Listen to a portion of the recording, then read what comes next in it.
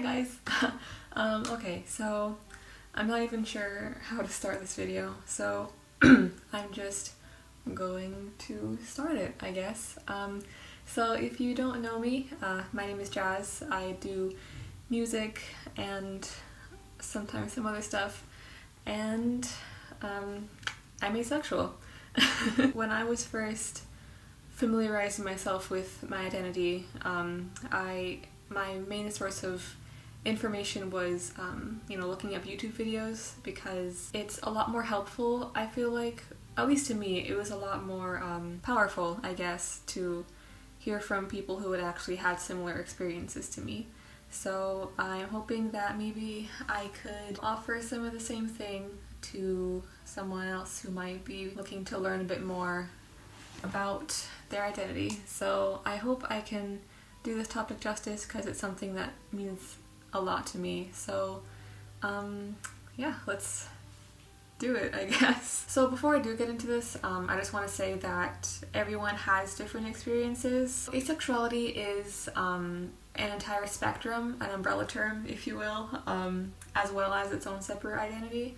So, there's a lot of different experiences that someone might have, and there's a lot of separate identities on the spectrum that you might relate more to than just, being asexual. There's, a lot of different things you can go to learn more about more specific parts of the spectrum. So these are just my experiences. If you don't quite relate to them, then, I really encourage you to go and look up different identities on the spectrum and find find something that might be a little bit more, that might connect a little bit more with what you've experienced. So asexuality as a separate identity just means, like the lack of sexual attraction towards other people.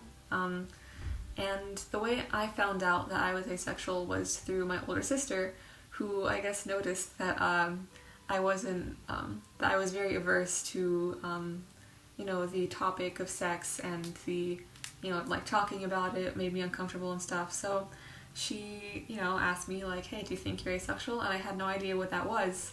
So I looked it up on the internet, and I was like, oh, okay, so this is a thing. And I kind of left it there for a little bit, a few months, I think. I'm not exactly sure the timeline, but a little while later, I think I was thinking about it more, so I just kind of did some more research, watched some YouTube videos, and I found out that she was right, and I really was asexual. My entire life I've really shied away from anything regarding any sort of sexual, like, references or context, or, scenes in movies or TV shows or books, or even just, like, slightly suggestive things. So I think that I always kind of knew that I was ace, but it was just kind of a matter of, learning that there was a word for it, and that it wasn't just me, like, not understanding, or me, like, being, immature or something. And in regards to that, there's a lot of myths surrounding asexuality. There's a lot of, there's some people who say that it's just the same as abstinence or celibacy. It's just, like, immaturity or innocence. There's a big difference between asexuality and abstinence. I think abstinence, it's a choice, it's something you decide, and asexuality is something that is a part of you, just the same as any other sexuality. So I think I accepted myself pretty quickly, just because, like I said, it was always a very prominent part of my life that I never thought about having sex or considered it, or it was just always kind of an uncomfortable topic for me. Where I stand right now, now that I've, really accepted that this is who I am, I guess where I stand with relationships and sex and stuff is that in regards to relationships, I'm not quite sure, but with sex, I would never have it. I would never want to have it. I never have, and I don't think I ever will. And even if I did, I don't think I would really even want to change my mind. This is actually different for a lot of asexuals. There are some who, are okay with having sex, and there's some who are repulsed by it. Like, I guess that's kind of more my side of things. I think, like I said, I accepted myself pretty quickly. I think the more frustrating thing was other people's reaction to it. I think even when I had no idea that asexuality was a thing, even when I was like in middle school and I never like picked up on the innuendos that my friends would be making, I would always be called like innocent or pure. That was like my reputation among a lot of people in my friends group. I think that was how I was viewed for a lot of my middle and high school years, because, you know, I never got any of the jokes. So, you know, if I didn't understand something, it would just be like, oh no, it's okay, you're too innocent, it's okay, you won't get it. It started off just being very annoying and frustrating. I guess it was a matter of like fitting in. You know, I never got the joke, so I could never like joke around with my friends when they started like talking about that. Eventually I started seeing it as a bad thing, like, you know, maybe I am just immature and maybe this is something that I need to change about myself, and, you know, why can't I understand and why can't I, like, you know, relate to my friends in this way? Not even just with my friends, like in, you know, in a lot of media, like in TV shows and in books and stuff.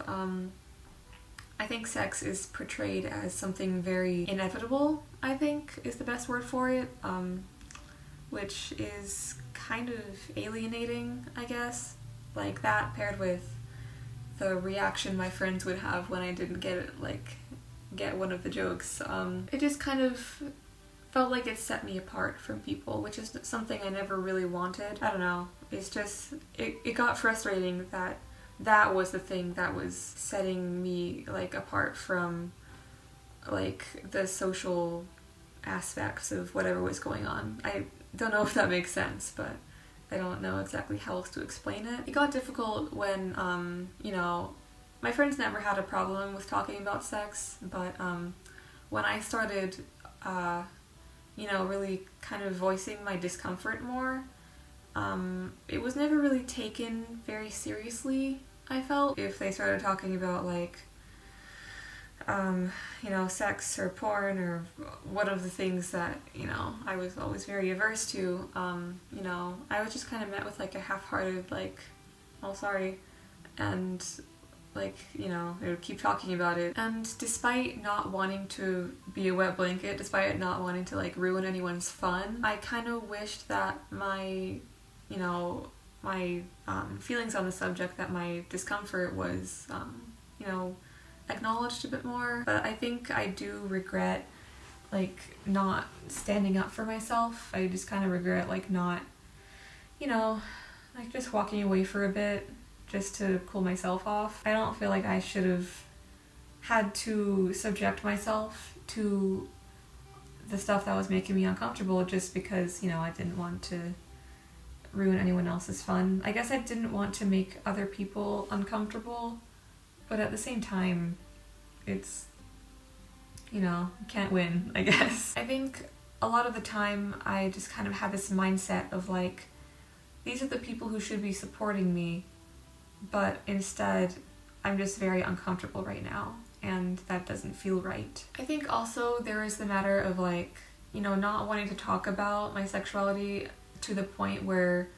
people got annoyed by it. You should be able to talk about your sexuality and your identity like freely. When you talk about it, it shouldn't be met with the feeling that you're, you know, being preachy about it, like, oh, you know, oh, she's talking about it again. But I think that's one of the biggest things I've learned, is that, you know, with, you know, some time and some distance from all the things that I was talking about earlier, I've had time to really realize that, you know, some people just aren't going to understand and some people aren't going to be okay with it. If they're willing to learn about it, then I'm all for, you know, trying to explain myself and what I'm going through, what I'm experiencing. But if they aren't willing to listen to that, then, you know, the most I can do is just surround myself with people who actually do understand or are willing to understand. Like, your sexual identity is something that is a part of you,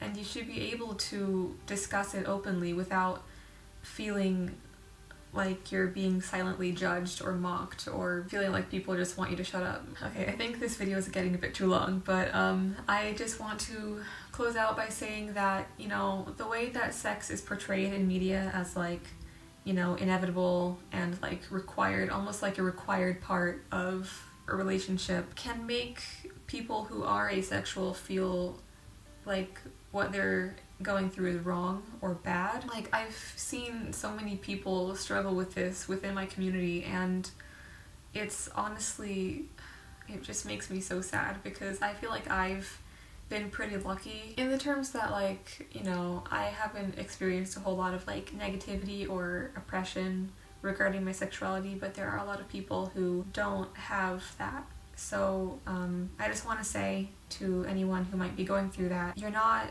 broken, you're not wrong. You deserve your identity and your boundaries to be respected. You deserve to be respected. There are going to be people who tell you that, you know, you just haven't found the right person yet, that you just need to get a boyfriend and fall in love and then it'll happen from there. But if that's so, if you have like a friend or something who's telling you that, they're wrong. I've had a couple people tell me, you know, it'll happen eventually. They don't know what you're going through, only you do. It really, really does hurt when people tell you that your sexuality doesn't exist. Nobody should be allowed to tell you what you should be feeling, because they're not you. They don't know what you're going through. They haven't had your experiences. It's your acceptance that matters the most. So, you know, I hope that you're able to find that acceptance if you haven't already. If you're going through anything that you need to talk to someone about, if you need a friend, if you need anything, if you just need to talk about whatever you're going through, if you need to tell your story, anything, you know, I'm open to you. I really want to be able to, you know, give people that support that they might need, especially regarding asexuality, because it's something that I've gone through and it's something that I've accepted as a huge part of my identity. So if you need to talk to someone about what you've been going through, I can do my best to help out. And if you want me to, you know, talk about anything else regarding this in the video, then I can do my best to do that topic justice. So yeah, just remember that your experiences are valid and no one is able to take that away from you.